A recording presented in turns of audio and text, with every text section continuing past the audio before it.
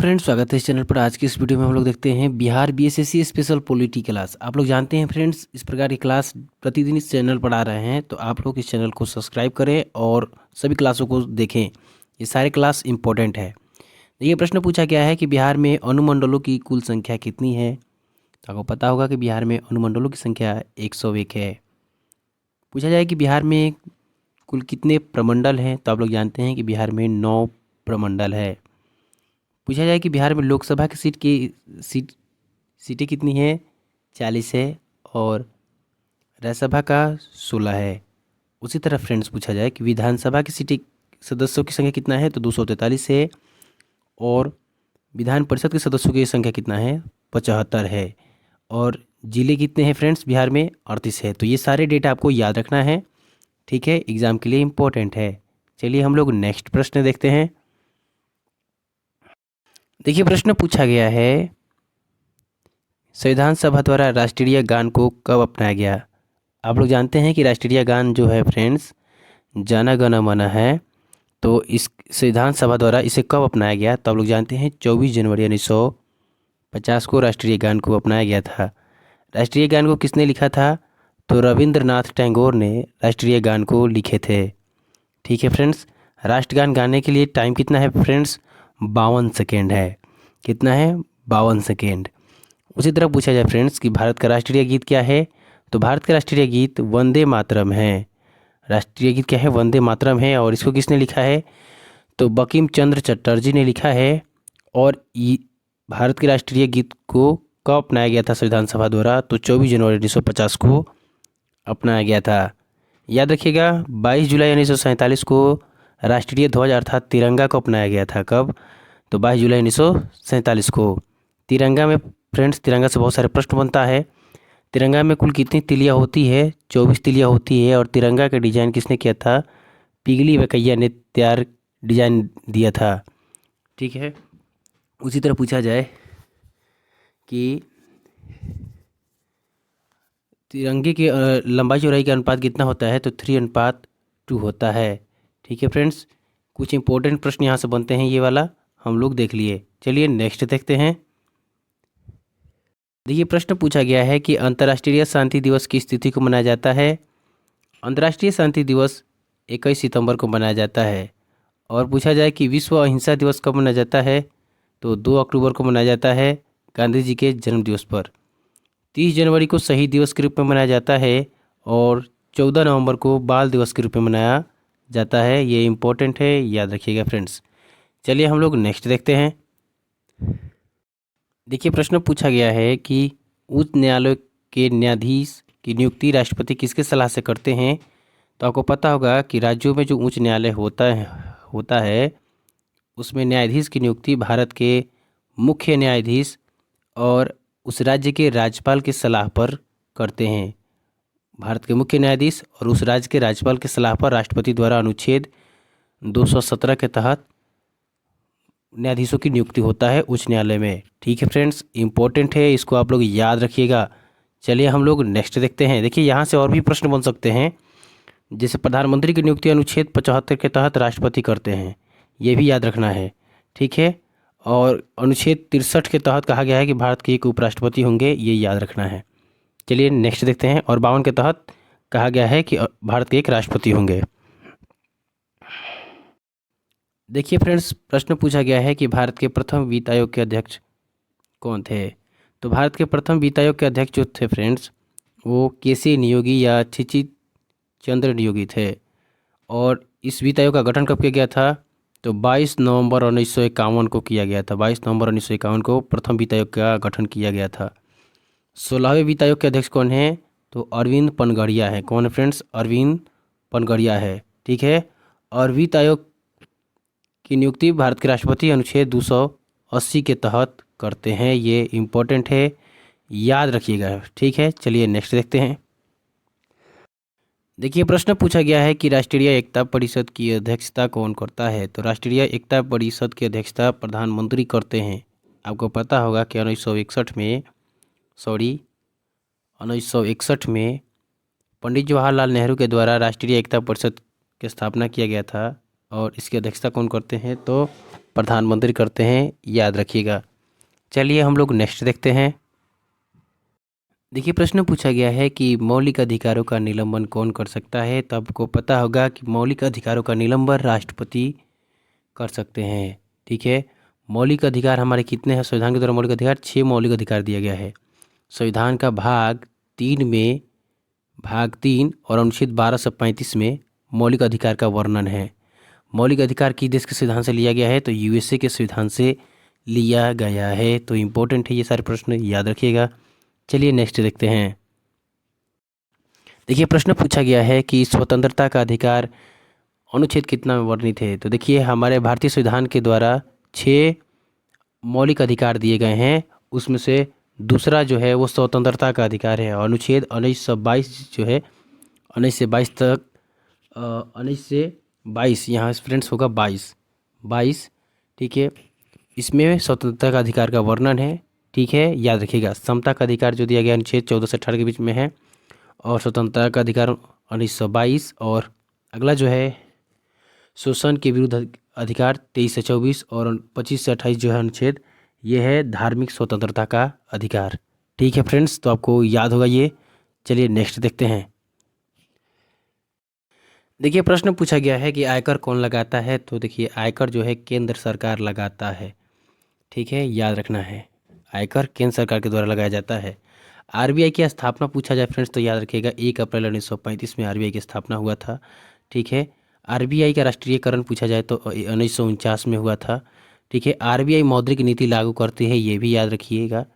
RBI पत्र मुद्रा जारी करती है, ये भी याद रखिएगा।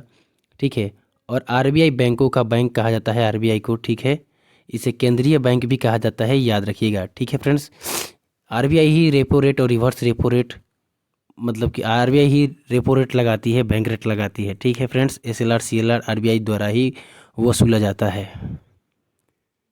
देखिए प्रश्न पूछा गया है कि भारत और पाकिस्तान का विभाजन किस योजना के तहत हुआ।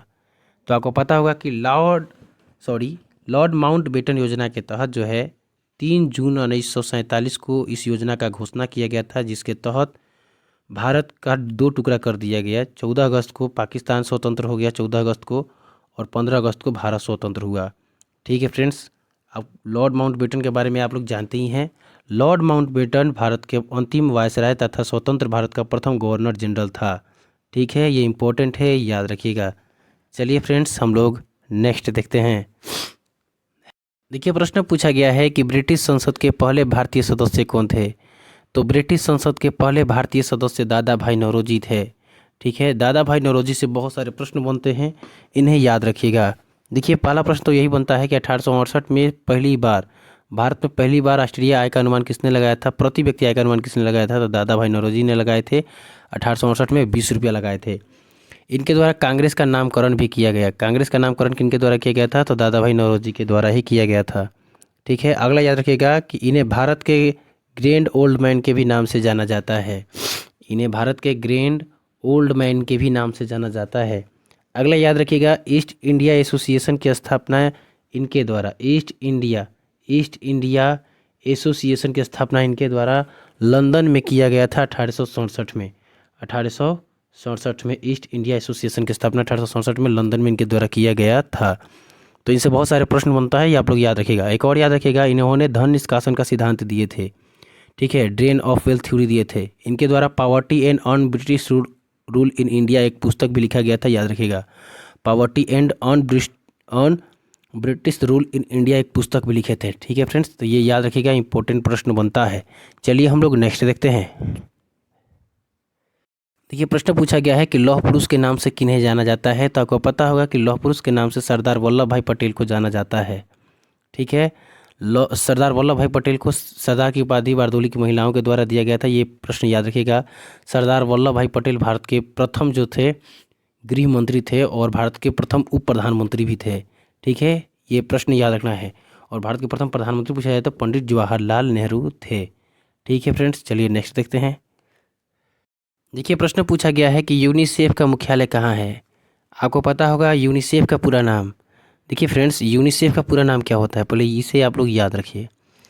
United Nation International Children's Emergency Fund, संयुक्त राष्ट्र अंतर्राष्ट्रीय बाल आपातकालीन कोष, ठीक है। इसका मुख्यालय कहाँ है? न्यूयॉर्क में है।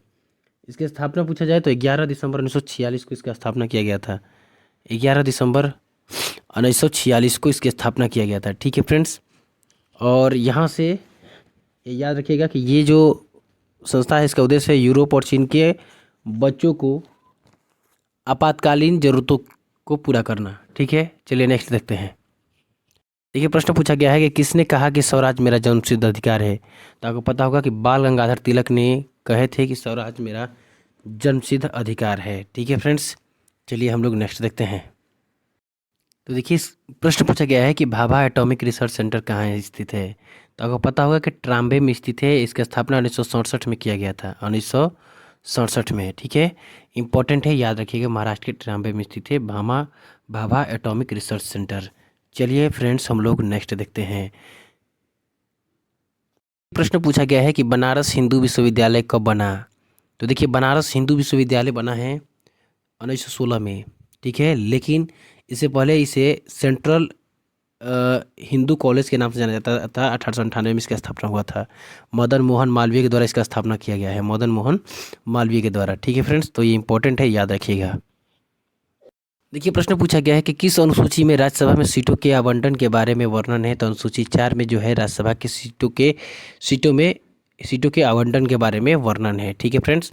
अनुसूची 8 में भाषाओं का वर्णन है, आपको पता होगा, ठीक है फ्रेंड्स। अनुसूची 11 में पंचायती राज संस्थाओं का वर्णन है। अनुसूची 7 में 3 तरह के सूचियों का वर्णन है, जिसमें संघ सूची, राष्ट्र सूची और संवर्धित सूची के बारे में बताया गया है। चलिए नेक्स्ट देखते हैं। देखिए प्रश्न पूछा गया है कि राष्ट्रपति का शपथ अनुच्छेद कितना में वर्णित है। तो राष्ट्रपति का शपथ अनुच्छेद 59 में वर्णित है।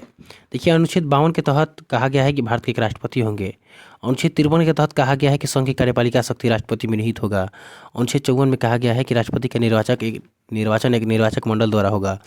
अनुच्छेद 55 में कहा गया है कि राष्ट्रपति के निर्वाचन की प्रक्रिया का वर्णन किया गया है। अनुच्छेद 56 में राष्ट्रपति के कार्यकाल का वर्णन किया गया है, पदअवधि का। अनुच्छेद 57 में राष्ट्रपति निर्वाचन की पुनः पात्रता से संबंधित वर्णन है। अनुच्छेद 58 में जो है राष्ट्रपति के लिए दिशा निर्देश है, ठीक है। अनुच्छेद 59 में जो है राष्ट्रपति की योग्यता से संबंधित है। और अनुच्छेद 60 में जो है राष्ट्रपति की शपथ का वर्णन है। अनुच्छेद 60 में जो है राष्ट्रपति के शपथ का वर्णन है। और अनुच्छेद 61 में महाभियोग प्रक्रिया का वर्णन है, याद रखिएगा। अनुच्छेद 72 के तहत कहा गया है कि राष्ट्रपति क्षमादान कर सकते हैं, ये याद रखिएगा, ठीक है फ्रेंड्स। तो चलिए हम लोग नेक्स्ट देखते हैं। ये प्रश्न पूछा गया है कि वित्त आयोग के अध्यक्ष की नियुक्ति राष्ट्रपति द्वारा अनुच्छेद कितना के तहत किया जाता है। तो अनुच्छेद 280 के तहत वित्त आयोग के अध्यक्ष की नियुक्ति राष्ट्रपति के द्वारा किया जाता है। अनुच्छेद 217 के तहत जो है आप लोग जानते हैं कि राज्यों में मुख्य न्यायाधीश की नियुक्ति किया जाता है, ठीक है। न्यायाधीश की नियुक्ति किया जाता है, उस न्यायालय में न्यायाधीश की नियुक्ति किया जाता है। अनुच्छेद 165 के तहत मुख्यमंत्री की नियुक्ति राज्यपाल के द्वारा किया जाता है। अनुच्छेद 76 के तहत महान्यायवादी की नियुक्ति राष्ट्रपति के द्वारा किया जाता है, ठीक है फ्रेंड्स। चलिए हम लोग नेक्स्ट देखते हैं। ये प्रश्न पूछा गया है कि पटना उच्च न्यायालय की स्थापना कब हुई थी। तो आपको पता होगा कि पटना उच्च न्यायालय की स्थापना 1916 में हुई थी। और भारत में पहला उच्च न्यायालय की स्थापना 1774 में बंगाल में हुआ था, ये भी याद रखिएगा। और सुप्रीम कोर्ट की स्थापना 26 जनवरी 1950 में हुआ था, अस्तित्व में आया 28 जनवरी 1950 को, ठीक है। तो इम्पोर्टेंट है ये सारे प्रश्न, तो याद रखिएगा। तब तक के लिए जय हिंद, मिलते हैं नेक्स्ट वीडियो में, ठीक है। अगर ये चैनल अच्छा लगा हो तो चैनल सब्सक्राइब कर लें, ठीक है।